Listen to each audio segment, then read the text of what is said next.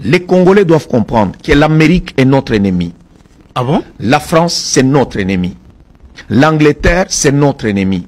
Tout ce qu'ils veulent, c'est nos minéraux et ils ne nous respectent pas. Ils ne nous respectent pas, ces gens-là. Et tout ce que nous devons faire, nous, c'est de leur dire quittez notre sol. Comme ça, si vous voulez entrer en guerre avec nous, entrez en guerre avec nous calmement. Et ils ne sont pas seuls. Nous aussi, on ne sera pas seuls. On n'est pas seuls. Nous devons signer aussi des alliances très fortes. Parce que ça, écoutez, ils nous ont déjà tué 15 millions. Vous pensez vraiment qu'un pays comme la RDC ici peut vraiment entrer en guerre contre l'Union européenne, les États-Unis et s'en sortir?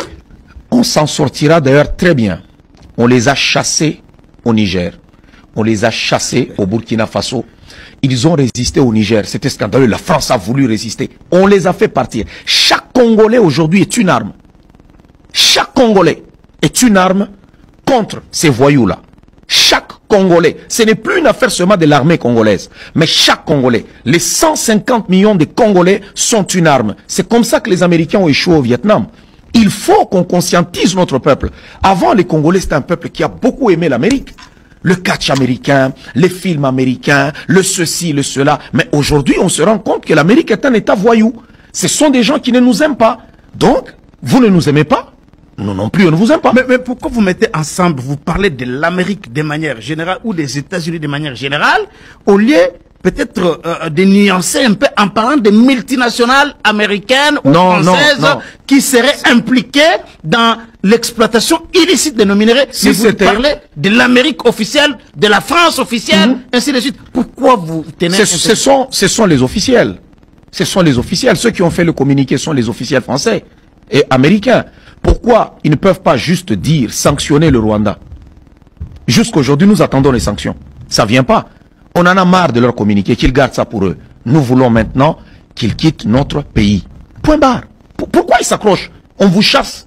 Je te chasse de ma maison, de chez moi. Je dis prends, plie bagage et quitte chez moi. Si chez nous, écoutez, nous sommes un pays sous-développé, nous sommes trop je sais pas, des gens, des prédicateurs haineux, nous sommes de ceci, nous sommes de cela, ainsi de suite. Tous les mauvais mots, c'est sur nous. Mais quittez notre pays, laissez-nous avec notre Congo. Les Américains se disent nos partenaires privilégiés. Un partenaire privilégié qui nous laisse mourir. 15 millions. Un partenaire privilégié qui est notre ami. Il nous laisse mourir. J'ai vu le ministre, le porte-parole du gouvernement avec un officiel américain en train de dire l'Amérique c'est notre ami. Non, c'est une erreur. L'Amérique n'est pas notre ami. L'Amérique est amie à l'Ukraine. On a vu ça. Donner des chars, dépenser des milliards. Ils sont amis avec les autres parce que c'est la peau blanche. Nous sommes noirs. Et l'Amérique ne nous aime pas. Donc nous devons comprendre qu'ils ne sont pas nos amis. Il y a 15 millions de morts des Congolais.